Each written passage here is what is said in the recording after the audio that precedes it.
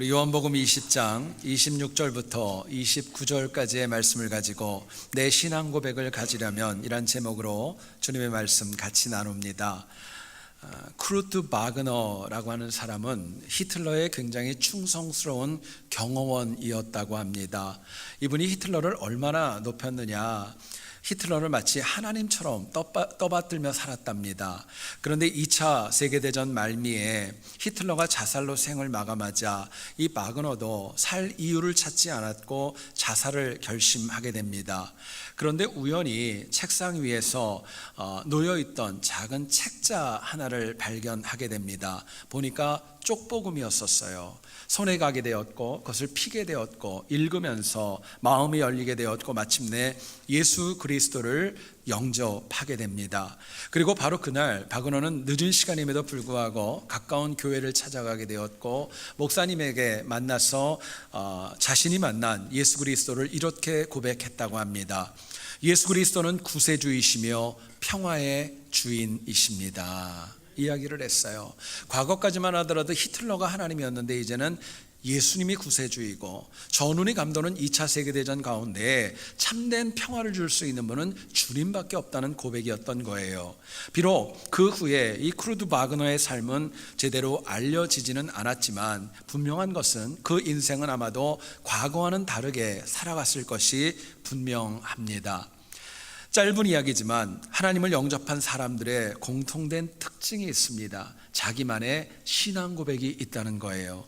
오늘 우리의 문제가 있다면 하나님을 믿는다고 하면서 하나님을 사랑한다고 얘기하면서 나만의 신앙 고백, 내가 체험한 예수 그리스도가 어떤 분인지에 관하여 제대로 표현하지 못하는 것입니다.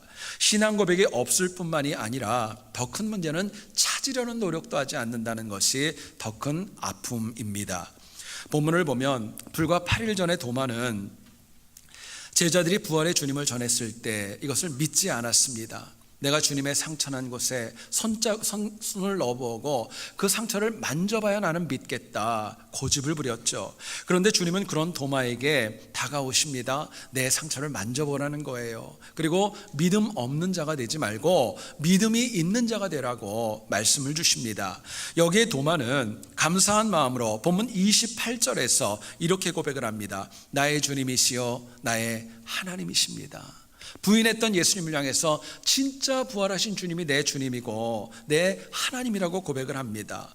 여러분, 도마는 이 고백 이후에 한 번도 흔들리지 않았습니다. 오히려 인도까지 가게 되었고 순교하기까지 헌신자로 그 삶을 살았던 거예요.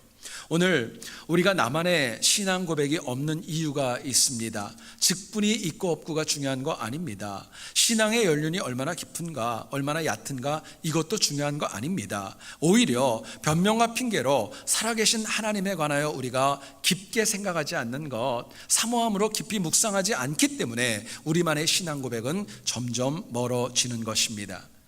내가 좀 부족하고 연약해도 회고해 보면 하나님이 나를 살리신 은혜가 있습니다. 아프고 힘들었을 때 나를 회복하게 하시고 나를 온전케 하시고 치유해 주신 은혜를 내가 안다면 나만의 신앙 고백을 드릴 수 있는 것은 자명한 영적인 이치입니다. 여러분, 결국 나만의 신앙 고백은 내가 예수 그리스도를 나의 구주로 받아들였다는 체험이 있고 간증이 있는 영혼은 누구라도 할 수 있는 영적 은혜입니다. 여러분, 그렇기 때문에 기독교인은 누구를 막론하고 나만의 신앙 고백이 주님을 향하여 드릴 수 있는 것이 있어야 합니다.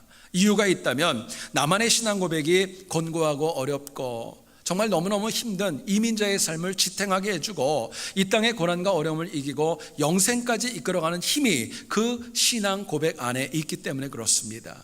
자, 그렇다면 우리가 오늘 본문을 통해 우리 각자가 어떻게 하면 도마와 같이 나만의 신앙 고백을 가질 수 있을까? 본문이 주는 메시지 같이 한번 나누어 보기를 원합니다. 첫 번째로 생각할 것은요, 나만의 신앙 고백을 가지기를 원한다면 내 믿음이 정체되지 말아야 됩니다. 믿음이 정체되면 신앙 고백은 더 퇴보할 수밖에 없기 때문에 그렇습니다. 본문 26절 같이 한번 보기 원합니다. 여드레를 지나서 제자들이 다시 집안에 있을 때에 도마도 함께 있고 문들이 닫혔는데 예수께서 오사 가운데 서서 이르시되 너희에게 평강이 있을지어다 말씀을 하십니다. 같이 읽은 26절의 내용을 보면 부활하신 주님이 처음으로 제자들에게 8일 전에 나타났을 때의 상황을 이야기하고 있는 요한복음 20장 19절의 내용과 너무나도 똑같습니다. 주님은 갑자기 나타나셨습니다. 제자들의 중앙에 쓰시게 되었습니다. 그리고 그들에게 전파했던 상황도 말씀도 너희에게 평강이 있을지어다. 똑같이 말씀하세요.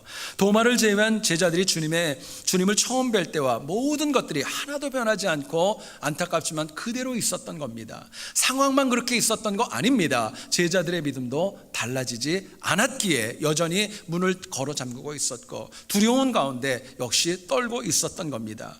그래서 주님은 그런 영혼들을 향해서 다시금 다가가서 말씀합니다. 너희에게 평강이 있을지어다 말씀하셨어요.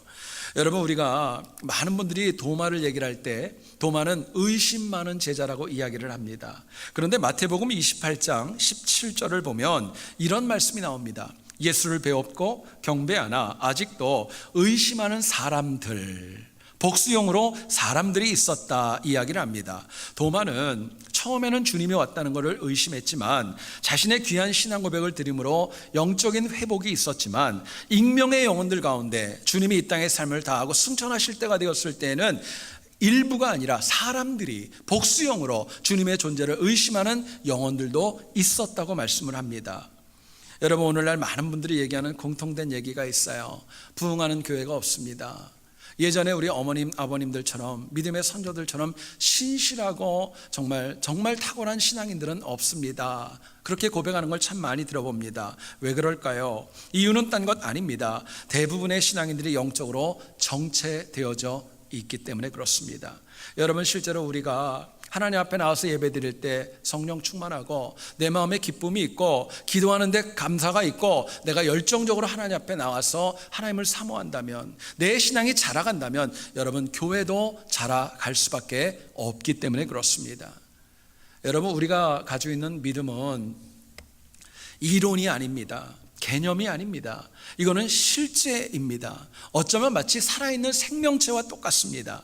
지금도 성령 하나님께서 우리에게 가르쳐 주시고 생각나게 하시는데 우리가 이것을 너무나도 외면하고 또 받아들이지 않는 것, 이것이 문제입니다. 그렇기 때문에 너무나도 많은 분들이 내 신앙이 지금 깊어지고 있는지, 정체되고 있는지, 퇴보하고 있는지, 내 믿음이 좋은지 나쁜지 제대로 구분도 못하고 그냥 교회만 왔다 갔다 할 때가 참으로 많이 있습니다. 여러분, 참 중요한 도전이 있습니다. 내 믿음이 정체되어져 있다면, 내가 퇴보하고 있다면, 제자리 걸음하고 있다면 그것을 다시금 회복하는 데에는 많은 노력과 헌신과 또 대가를 치러야 된다는 거예요. 자, 그렇다면 내 믿음이 정체되지 않으려면 과연 어떻게 해야 될까?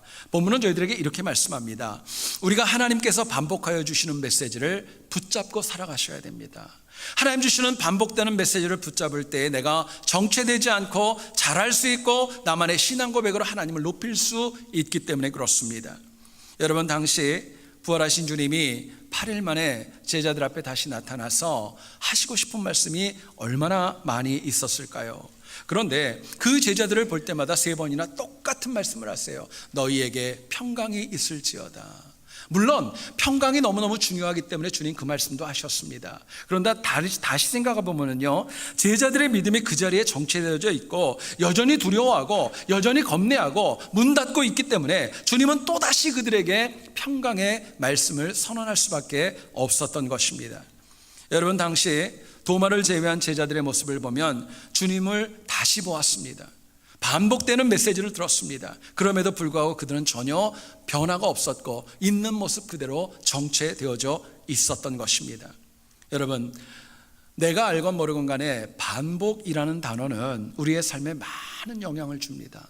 나도 모르게 그 반복에는요, 내 삶과 내 생각도 빼앗길 수가 있어요. 과거 한국에서 제가 신학생이었을 때 한국의 한 대형교회 목사님이 오셔서 자신의 간증을 이렇게 하셨습니다. 금식 기도를 하려고 산에 올라가려고 준비하는데 어느 날 이렇게 TV를 틀었는데 그 앞에서 이렇게 TV 광고가 눈에 탁 들어오더랍니다. 그냥 얘기를 할게요. 오리온 초코파이.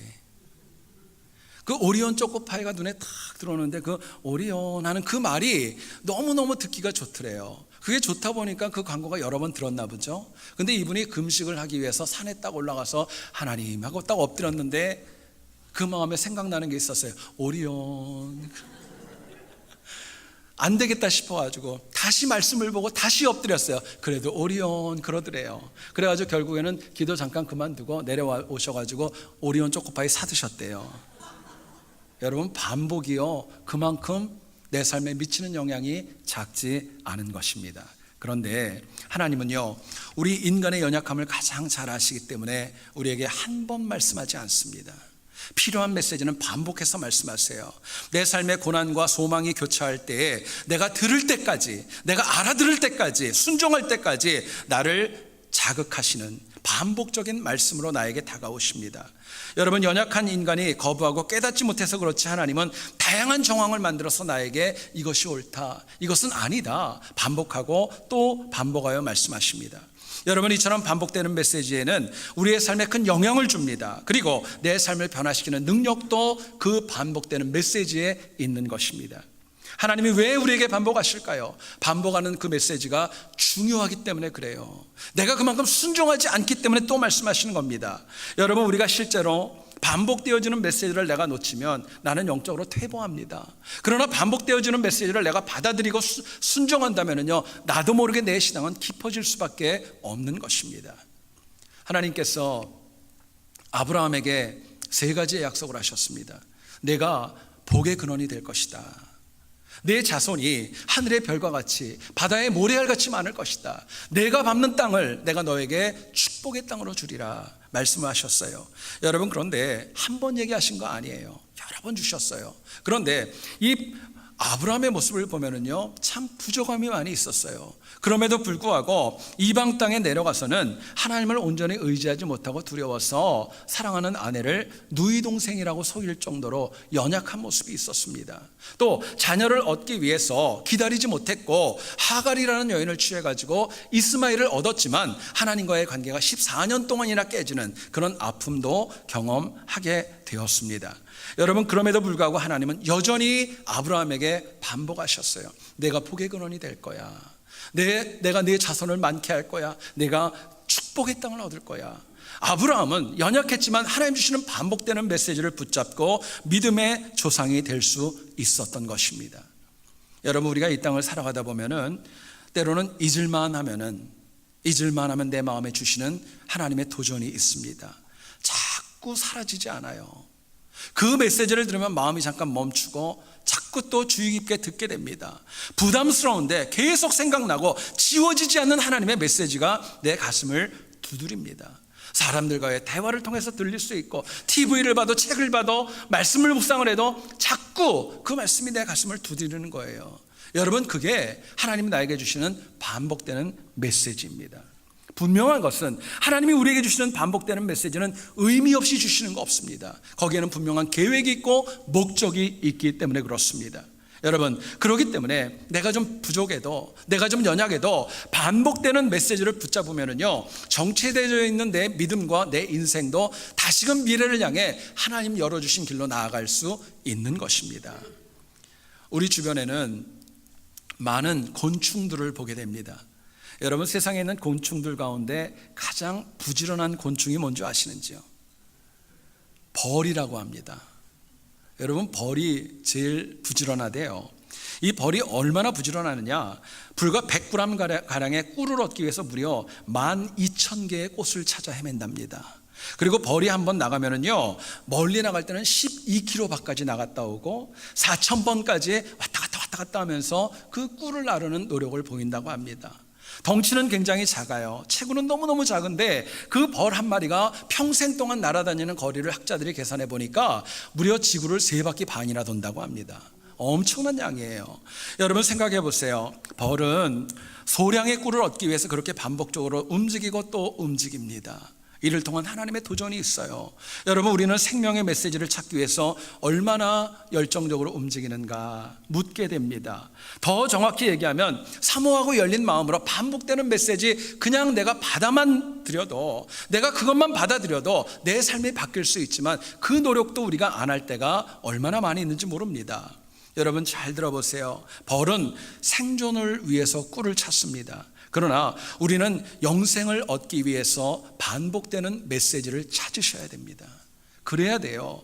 하나님께서는 지금도 때로는 부드럽게, 때로는 혹독하게 내가 받아야 될 메시지를 주시고 또 주십니다.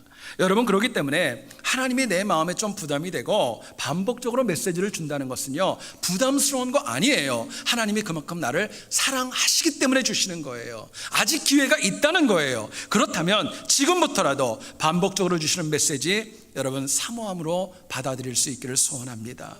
여러분, 이처럼 반복하여 주시는 메시지를 통해서 나만의 신앙 고백을 가질 수 있고 내 믿음이 정체되지 않고 더 깊어지는 은혜 우리 모두에게 있기를 주의 이름으로 축원드립니다. 두 번째로 생각할 것은요, 나만의 신앙 고백을 가지기를 원한다면 항상 더 잘 믿으려고 노력하셔야 됩니다. 잘 믿어야 되겠다, 이 노력이 필요한 거예요. 여러분, 도마가 처음 동료들이 전했던 메시지를 거부했죠. 8일 만에 정말 그렇게 의심하고 믿지 않았던 예수님이 자기 눈앞에 부활하셔서 앞에 서셨습니다. 여러분, 도마가 어땠을까요? 주님을 볼 면목이 없었을 거예요. 아무 말도 할 수 없을 만큼 너무너무 죄송하고 너무너무 부끄러웠을 겁니다. 그렇기 때문에 그 마음에는 정말 주님을 보니까 내가 틀렸구나, 이제는 이러면 안 되겠구나, 더 잘해야 되겠구나 하는 그 마음으로, 그 마음에 진심으로 나온 고백이 있었습니다. 나의 주, 나의 하나님이십니다. 그 고백을 드렸던 거예요. 여러분, 결국 도마는 시간이 별로 많이 지나지는 않았지만 이전보다 더 나아졌지만 문제는 다른 제자들의 경우에는 너무나도 많이 정체되어져 있었던 것입니다. 그럼에도 불구하고 주님은 다시금 그 제자들에게 명령하시고 사명을 주시죠. 너희에게 평강이 있을지어다. 내가 너희를 땅끝까지 나도 너희를 보낸다. 성령 충만해야 된다. 용서해야 된다. 명령을 주셨어요. 그러나 도마처럼 간절함으로 잘 믿어보겠다고 하는 그 열정이 그 제자들에게는 없었기 때문에 그 자리 그대로 정체되어져 있었고 더 나은 신앙 고백 그들은 도마와 같이 드릴 수 없었던 것입니다. 여러분, 오늘날 우리가 살아가는 이 시대에는 과거 어떤 시대보다도 하나님을 더 많이 알아갈 수 있는 조건이 있습니다. 더 잘 알아갈 수 있는 조건도 우리 앞에 있습니다. 이전보다 더 많은 목회자들의 말씀을 내가 원하는 시간에 내가 원하는 방법대로 들을 수 있습니다.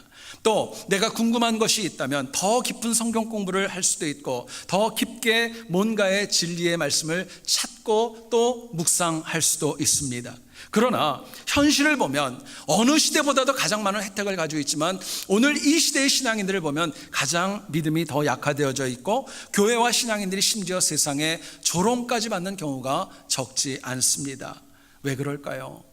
복음이 능력이 없는 거 아닙니다. 많은 이유가 있지만 그 중에 하나는 이것입니다. 이전보다 더 잘 믿으려는 마음이 없는 것입니다. 내가 좀 더 잘 믿어야 되겠다, 하나님 더 많이 사랑해야 되겠다, 이 헌신이 우리에게 너무나도 부족한 거예요. 그런데 말로는 그러지 않죠. 잘 믿고 싶다고, 잘 믿어보겠다고, 잘하겠다고 말로는 고백하지만 현실을 보면 정반대로 되어질 때가 얼마나 많이 있는지 모릅니다. 어떤 남편이 아내가 먼저 이 땅의 삶을 다하고 먼저 하나님 나라를 갔습니다. 그런 아내의 묘지를 찾아가서 울면서 이렇게 고백을 하더랍니다. 당신 왜 이렇게 빨리 갔냐고, 보고 싶다고, 한 번만 좀 돌아와 주면 안 되겠냐고 그러고 울고 있는데 갑자기 무덤 뒤쪽에서 뭐가 움직이면서 털컥 소리가 나더래요. 마치 뭔가가 열리는 것처럼 소리가 나더랍니다. 얼마나 놀랐을까요? 가만히 보니까 두더지 한 마리가 이렇게 쭉 나오더래요. 이 남편이 너무너무 혼비백산을 해가지고 자기도 모르게 이렇게 얘기를 했답니다. 하나님, 농담 한번 했다고 이렇게까지 할 거 있습니까? 여러분 어떠세요? 진짜 보고 싶었던 거예요? 아니에요? 여러분, 우리는 웃죠. 우리 신앙이 이래요. 하나님 앞에 저 잘할게요, 하나님 보고 싶어요, 더 헌신할게요 말은 하지만 실제 현실에 있어서는 그렇게 안 할 때가 더 많이 있다는 겁니다. 여러분, 예수님은 마태복음 11장 12절에서 이렇게 말씀합니다. 세례 요한의 때부터 지금까지 천국은 침노를 당하나니 침노하는 자는 빼앗느니라 말씀하세요.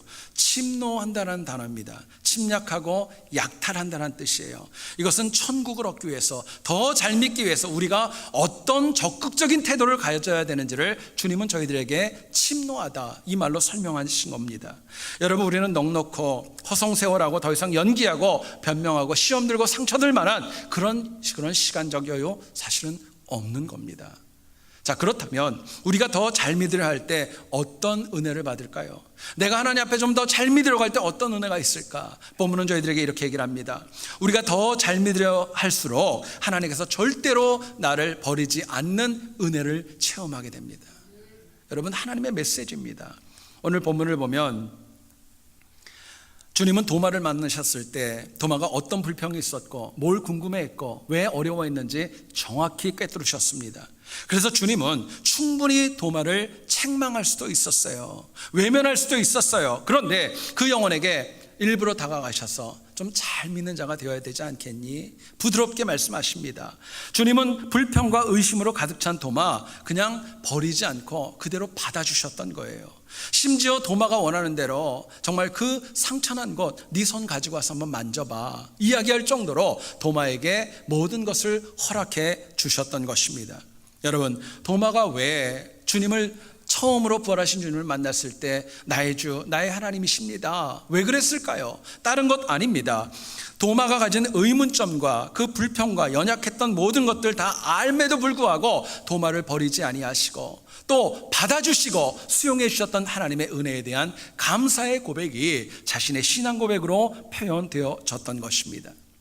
여러분, 잊지 마세요. 하나님께서는 당신의 백성을 절대로 버리지 않습니다. 절대로 버리지 않습니다. 내가 어떤 죄를 짓고 내가 어떤 부족함이 있어도 하나님은 회개하고 돌아오는 영혼은 다 받아주시는 거예요. 그게 복음의 메시지입니다. 문제는 이 포기하지 않는 사랑을 받아들이는 영혼이 있고 못 받아들이는 영혼이 있고 이 차이만 있을 뿐입니다. 여러분, 문제는 하나님은 나를 버리지 않는데 우리가 하나님을 너무 쉽게 버립니다. 쉽게 외면을 해요. 쉽게 주어진 자리를 포기하고 불평과 원망으로 무너집니다. 여러분, 여기서 하나님을 버린다는 거 하나님을 완전히 부인하고 완전히 외면하고 그거 얘기하는 거 아니에요. 실제로 우리들의 삶 가운데 내 상황과 처지에 따라서 하나님을 인정하지 않고 부인하는 것입니다. 내가 좋으면 잘 믿고 내가 힘들면 외면하고 내가 기쁘면 하나님 앞에 가까이 가고 내가 마음에 상처받으면 멀리하고 그거 아니라는 것입니다. 여러분, 그렇기 때문에 주님은 누가복음 18장 8절에서 저희들에게 이렇게 말씀하십니다. 인자가 올 때에 세상에서 믿음을 보겠느냐. 주님이 이 땅에 재림하실 때 정말 신실하고 자신의 신앙 고백을 가진 영혼을 몇 명이나 보겠느냐, 주님 한탄하시는 내용입니다. 저희들이 성경을 보면 사울이라는 인물이 나오죠. 이스라엘의 초대 왕이었습니다. 인생 말기에 하나님을 철저하게 의지하지 않았고 심지어는 이 사울은 하나님을 포기합니다. 그리고 버리게 됩니다. 그리고 나중에는 엄청난 징계를 받죠. 얼마나 하나님을 외면했던지요. 정말 그 영혼의 삶을 보면 엔돌의 신접한 여인을 자신이 금해놓고 나서 찾아가서 이스라엘의 전쟁에 관해 묻게 되고 사무엘을 불러달라고 이야기할 정도였습니다. 반면에 다윗은 어땠죠? 사울보다 더 많은 파란만장한 삶이 있었어요. 죽을 기회도 얼마나 많이 있었습니까? 그런데 성경 어디를 봐도 그렇게 힘들고 어려웠지만 다윗은 한 번도 하나님을 버린 적이 없었어요. 자신이 범죄했을 때 하나님 앞에 엎드렸고 죄송하다고 회개했지 하나님을 외면하지 않았던 것입니다. 여러분, 통일 이스라엘 왕국에서 첫 번째, 두 번째 왕이었어요. 선미 이스라엘을 같이 다스렸고 40년을 다스렸지만 그들에 대한 평가가 정반대로 나오는 이유가 있습니다. 사울은요, 하나님을 찾으려 하지 않았습니다. 하나님을 쉽게 포기했어요. 더 잘 믿으려는 노력이 멈추고 말았던 것입니다. 반면에 다윗은 항상 그럼에도 불구하고 하나님을 더 찾았고 더 잘 믿으려고 그래도 하나님 붙드는 신앙이 있었기 때문에 이스라엘의 가장 위대한 왕으로 하나님이 그 영혼을 세워주셨던 것입니다. 여러분, 간절히 부탁드립니다. 살면서 힘들고 어려울 수 있어요. 내 마음에 안 들 수도 있어요. 상처도 있을 수 있어요. 그래도 하나님은 붙잡으셔야 됩니다. 하나님은 붙잡으셔야 돼요. 하나님 포기하는 것은 사실은 가장 어리석고 가장 큰 범죄 중에 하나이기 때문에 그렇습니다. 어떤 여성이 스코틀랜드의 어떤 교회에서 주일학교 교사를 자원하게 되었습니다. 그런데 이 여성이 자원했던 그 교실을 보니까 그 주일학교에서도 가장 말썽을 많이 부리고 문제아들만 많이 있는 그 클래스에 일부러 자원을 했던 겁니다. 많은 아이들이 문제가 있었지만 특별히 밥이라고 하는 남자아이가 있었는데 이 아이가 가장 심각했습니다. 주일 예배 드리는 것도 방해하고 성경 공부할 때도 방해하고 생활에서 보게 되면 너무너무 많이 힘들게 했던 거예요. 워낙 가난했던 시대이기 때문에 아이가 교회를 올 때 옷이 더럽고 지저분하게 오면은 아이를 씻어주기도 하고 새 옷을 장만해 주어도 아무런 변화도 없었습니다. 끝까지 열심히 해본다고 해도 아이의 변화가 없으니까 이 여선생님의 마음에 좌절이 들었던 거예요. 그래서 목사님을 찾아가서 얘기를 합니다. 이제 그만하겠습니다. 더 이상은 못하겠습니다. 이야기를 했어요. 목사님이 그 여선생님의 손을 붙잡고 간절히 기도한 다음에 이렇게 얘기했습니다. 조금만 더 해보라고, 조금만 마음을 열고 한 번 더 수고해 보라고 이야기를 했어요. 힘들었지만 다시 한번 잘해보자는 마음으로 이 밥이라는 아이를 대하게 되었고, 여러분 놀라운 게 그 뿌렸던 씨앗이요 나중에 열매를 맺었어요. 훗날 보니까 마치 곱비 뿔린 망아지처럼 훈련이 안 돼 있던 이 아이가 하나님을 영접합니다. 그리고 중국에 가서 복음을 증거하는 로버트 스민슨 선교사님이 되어서 많은 일들을 감당할 수 있었다고 합니다. 여러분 제 얘기를 잘 들어보세요. 하나님은 절대로 그 어떤 영혼도 버리지 않습니다. 나도 버리지 않습니다. 하나님이 절대로 버리지 않아요. 실제로 여러분 가만히 보세요. 나를 버리는 대상을 보면 가족이 버리는 거 아닙니다. 주변에 있는 사람이 버리는 거 아니에요. 하나님도 안 버립니다. 실제로 나를 가장 많이 포기하고 가장 나를 버리고 나를 가장 많이 학대하는 것은 남이 아니라 나 자신입니다. 내가 나를 버릴 때가 너무너무 많아요. 그러나 부족해도 사람은 주님의 포기하지 않는 그 사랑을 깨달으면, 그래도 나를 붙잡아 주시는 하나님의 은혜를 깨달으면 마음속에 있는 결단이 있습니다. 이제는 잘 믿어봐야 되겠다, 다시 시작해야 되겠다, 다시 하나님 붙들고 살아가야 되겠다. 그 결단 일어날 수밖에 없는 것입니다. 여러분 언제나 부족해도 나를 붙잡아 주시는 그 사랑으로 더 잘 믿으려는 결단으로 나만의 신앙의 고백을 가지고 하나님 앞에 영광 돌리는 우리 모두 될 수 있기를 다시 한번 주의 이름으로 축원드립니다. 기도하겠습니다.